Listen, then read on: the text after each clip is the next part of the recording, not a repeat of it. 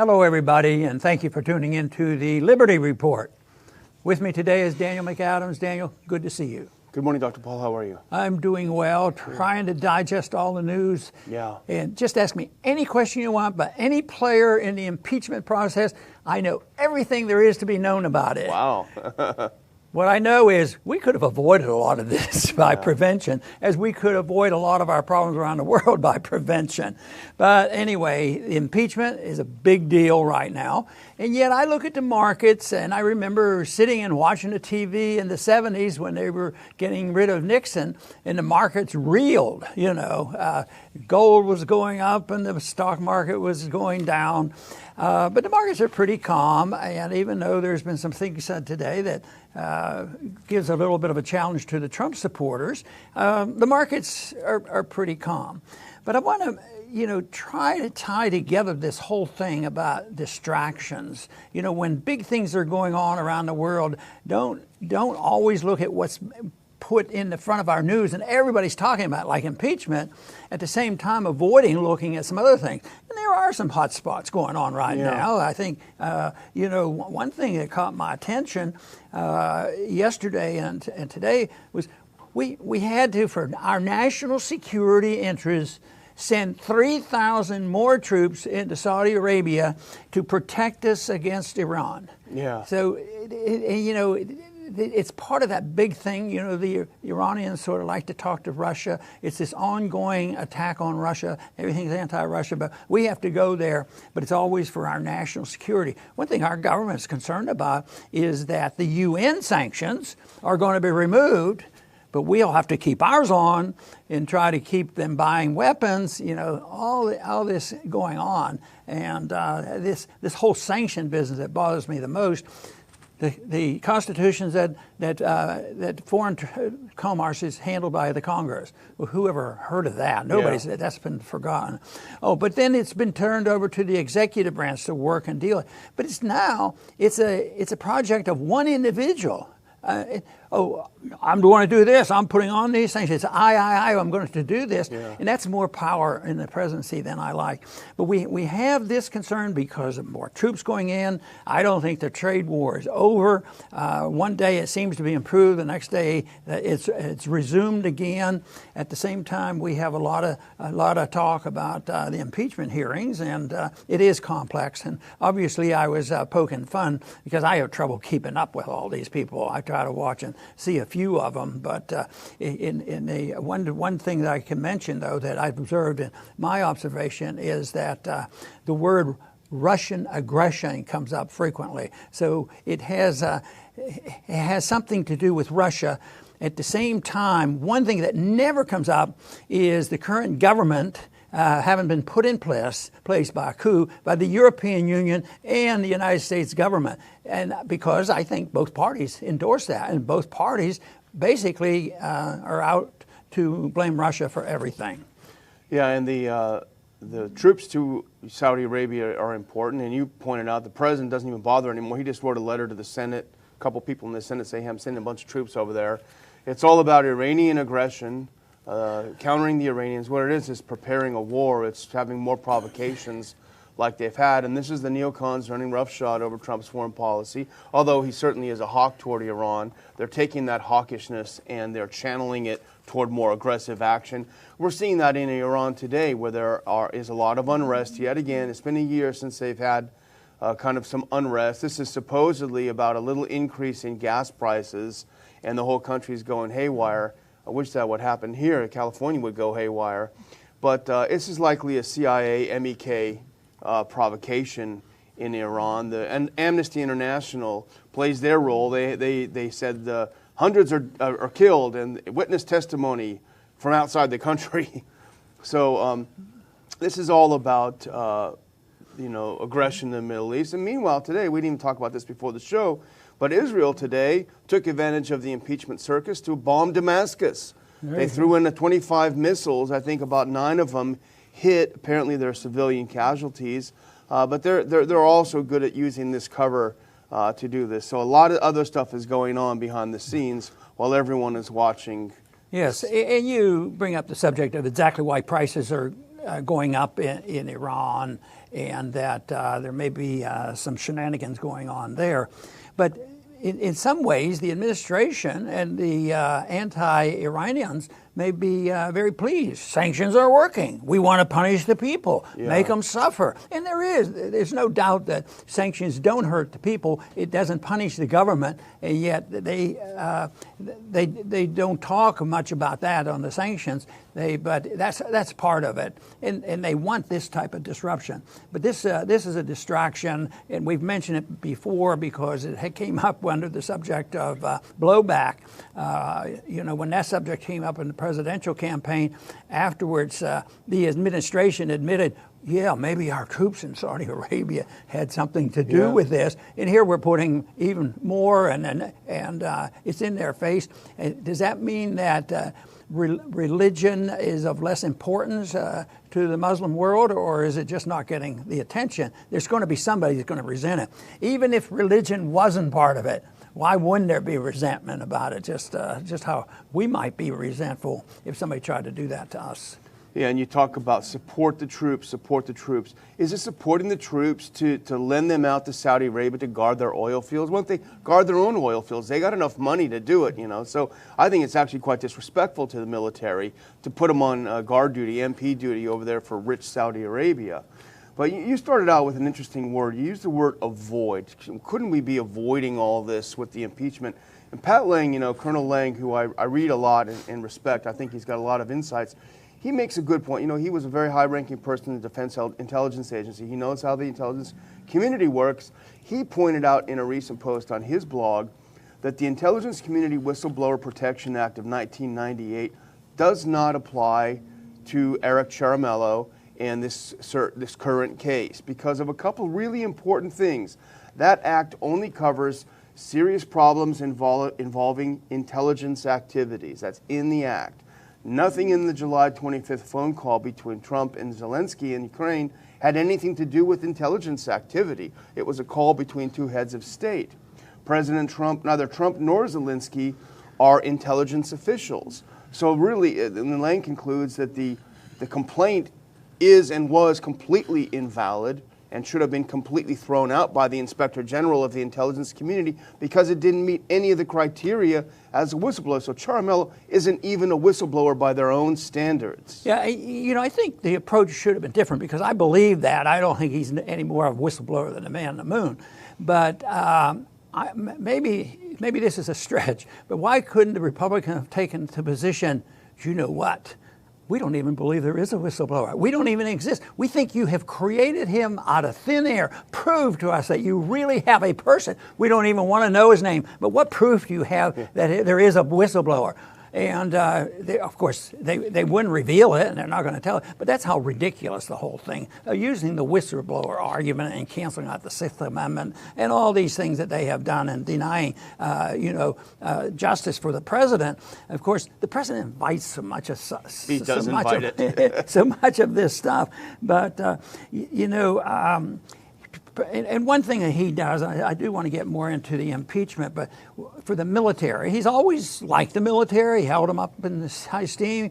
He found out that just appointing generals wasn't the best thing for him, and maybe even for the country, but it was overemphasis on it. But Trump does like the military, so this is the reason we have seen two controversial, release of charges against the military people. What is interesting is that the pardons were given to people that weren't exactly much deserving. They did some really, really nasty things.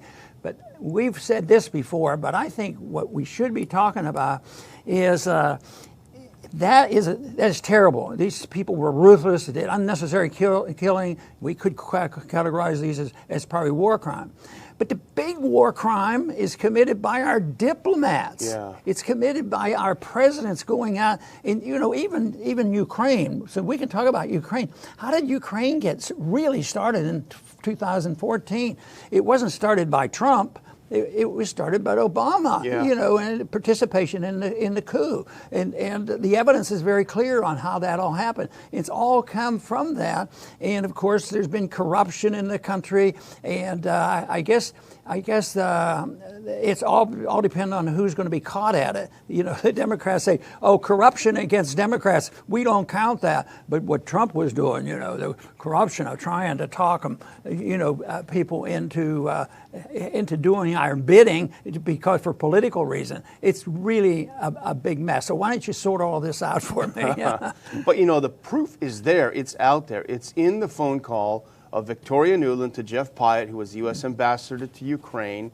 Nuland, as you know, is Robert Kagan's wife. It's a big neocon family. But this sentence is not getting enough attention. This is from a few years ago. This is when we launched the coup. And she admitted, she said, she was talking about who we want in government. We are going to pick their new government after we overthrew the old one. She said, we need to get Biden to glue this thing together. Completely over. Biden went in there, glued it, and he owned it. So, and that brings us to the testimony. And right now, as we speak, I think maybe they're over, but Ambassador Sondland, U.S. ambassador to the EU, is testifying, and I'm sure they're making a big deal out of it. But a couple of things are important. Sondland is a real estate developer. He's not a career diplomat. My guess, and I could be wrong, is that he knows very little about Ukraine or knew very little about Ukraine before he got into this position. He got the position by giving $1 million to Trump. And so what happens in these situations, first of all, he's an executive. He doesn't like looking dumb. So a lot of experts will come in and brief him. Here's Ambassador. Here's the real story about Ukraine. And he's going to mouth that. He's going to repeat it because he doesn't know better. He doesn't read, Moon of Alabama or antiwar.com. So he gets a kind of a really distorted, and he hangs on to it. So here's his testimony that was for today, his prepared testimony. Just one or two examples that I think are fascinating. He said, in July and August of 2019, we learned that the White House had also suspended security aid to Ukraine. I was adamantly opposed to any suspension of aid, as those Ukrainians needed those funds to fight against Russian aggression. Well, he was Trump's ambassador to the EU. It doesn't matter what you personally feel about it. You're the president's person on the ground. You don't get to have your feelings about it. Of course, you can advise, but you can't completely. Here's another one. He asked, Sondland said, we asked the White House for two things: telephone call between Trump and Zelensky and an Oval Office meeting for Zelensky. He said, in our view, both were vital to cementing the U.S.-Ukraine relationship, demonstrating support for Ukraine in the face of Russian aggression. There he goes again. There it is. Next sentence. Unfortunately, President Trump was skeptical. He expressed concern that the Ukrainian government was not serious about reform. Well, it's like the president, his boss, was skeptical, so said, forget it, we're going to do it anyway. It's just incredible to see the attitude of these people who are underneath him. Well, this is a result of this obsession with globalism. They have the European Union, which from the very beginning I was very skeptical of. I mean, it's not a good political union. It's a bunch of countries getting together, and it looks like it's breaking up. So who can actually represent them? Matter of fact, the breaking up of our foreign policy is related to this too, because the Europeans didn't want those strict sanctions against Iran. They want to trade with them. So they complained about that. So this whole idea that now the key individual of this whole concocted mess to distract from, another war someplace is this ambassador that you point out probably didn't have very much experience, and to deal with the European Union, which is not very unified. It's probably not, deserving of us being in NATO with most of those individuals. Yeah. So this whole idea of internationalism. At the same time, I'm also convinced that a non-interventionist policy that invites globalism, but it's all voluntary. It's trade. It's talking with people, coming up with an agreement on what the monetary unit ought to be. This is globalism, but it's absolutely different than all these organizations: the UN, NATO, WTO, and on down. And then they get into squabbles like this because there's a lot of people representing interests, and then we have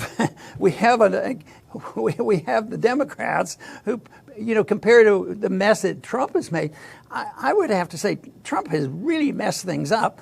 But compared to what they were doing behind the scenes, the coup that we brought about, it changed the government of Ukraine, but that's okay because that's anti-Russia. So this is a consequence of way too much government, way too much movement to globalism. And the only way you can hold globalism together under these conditions is having threats and might. And that's why there's always several countries that are vying for total leadership of the world empire. And of course, that's what's going on right now. Is we have had that title, but it's dwindling, and the bankruptcy is bringing on a lot of confusion and a lot of confusion in policy as well.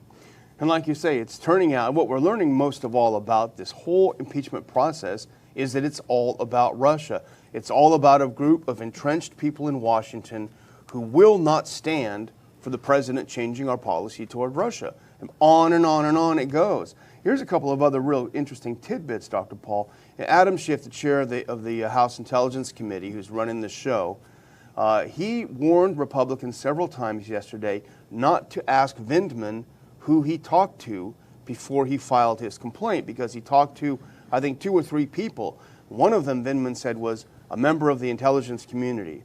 And I think it was either Jordan or Nunes said, well, which community? Because the speculation is that Vindman went and talked to Charmella, who got the whole ball rolling as the whistleblower.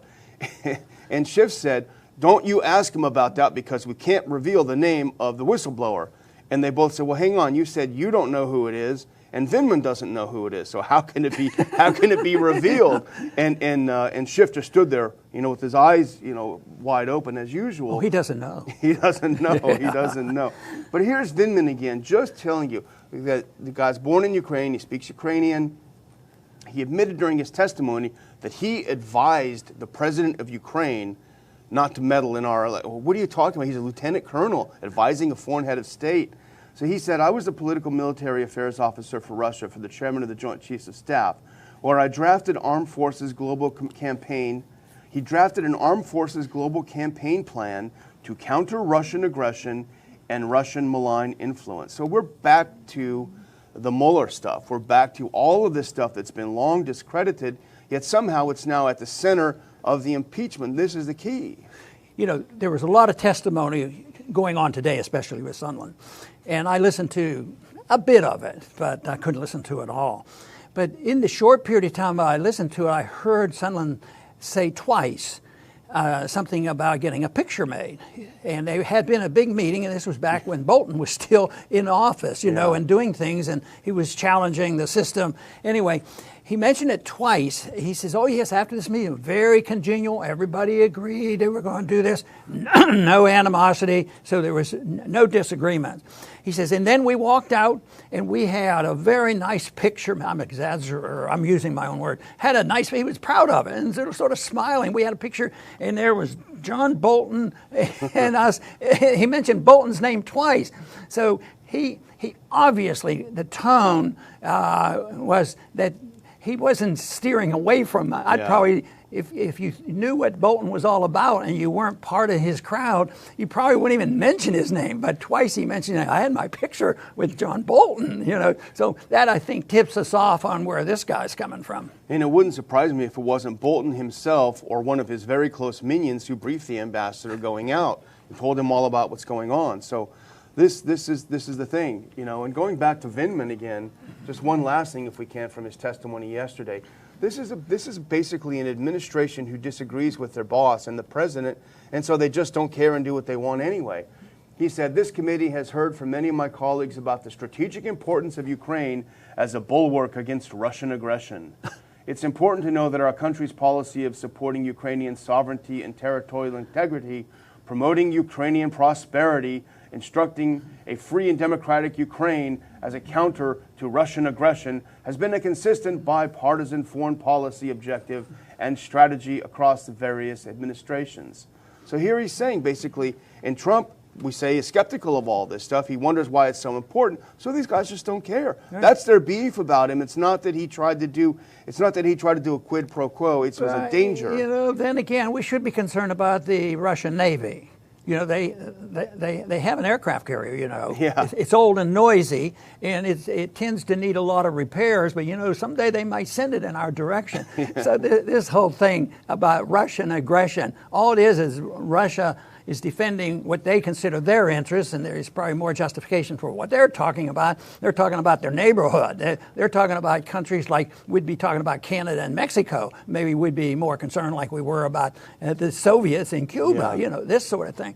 So that's the thing of it is the deceit and the fake news. It's bipartisan and depends on which side you're looking at one time or the other. But there's no doubt in my mind that the lying and the innuendos and the deceit are a lot worse on the one side. But also, it's hard to defend our president even when he thinks he's getting ready to do something good. Is the appointment process. He just digs a hole for himself. If Sondland, let's say Sondland, I don't think it's going to happen, but let's say he does say something today that brings the president down. Well, you appointed the guy. Yeah. He's a friend of John Bolton. It finally got rid of Bolton. So what is he doing here? So it doesn't make any sense. That's why I think everybody's capable of making errors.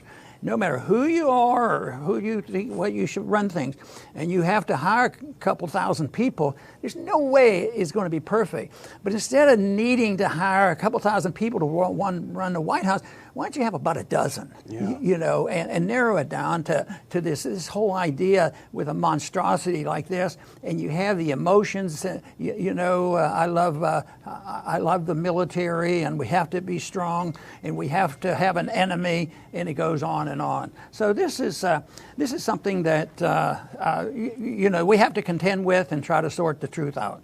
Yeah, I was reading something the other day. Was asking Trump about his last 3 years, and he's not one to admit his faults that quickly, but he said, the biggest mistakes I've made so far are dealing with personnel, and I'm paraphrasing this, but the answer is duh. Really, do you think so? I mean, everyone you've hired has not only disagreed with you but actively undermined. Scott Horton, our friend Scott Horton, he said Trump is so lazy. All he has to do is go to the nationalinterest.org or any of these places. He can find tons of conservatives who agree with him more or less on foreign policy, who aren't perfect from our perspective, but a heck of a lot better than Bolton and the others. I mean, it's just a disaster and a fiasco, and we're seeing it play out. This is really a crisis of his own making for being lazy, for not getting decent people in that believe in what he has to say. So as we sit and watch, we'll wait, and hopefully a second part of our title will not come true, and this will be a distraction to the real bipartisan agreement, which is war, war, war. Right. And that's the way I feel about it, too. The war is the bigger issue today. I don't think Trump's going to get impeached. I think there's going to be disruption, and there'll be plenty of it. But, truth is leaning in Trump's favor, even though it's very confusing. But the big unknown for me looking at this and trying to look at what's coming next year, is really economics, because the big bust could come. That would erase all of this. It changes your foreign policy. If we have a major calamity where we lose stature, and we're losing stature, around the world, our foreign policy, we're not as strong. Don't tell them that, or they'll just want to spend more money. The budget's sort of in shambles. Our personal liberties are under siege. And so it's all there, but something's going to happen to make this all burst out and double or triple all the things that we complain about, because in a bankruptcy, the people get scared. And they want somebody to come in riding in on a white horse and taking over. And they want somebody to take care of them, just like the sentiments that followed 9/11. We have to be able to give up some of our liberties because the government has to make us safe. Failing to ask the question, are we unsafe because of the government? And we ought to answer that question first. I want to thank everybody for tuning in today to the Liberty Report.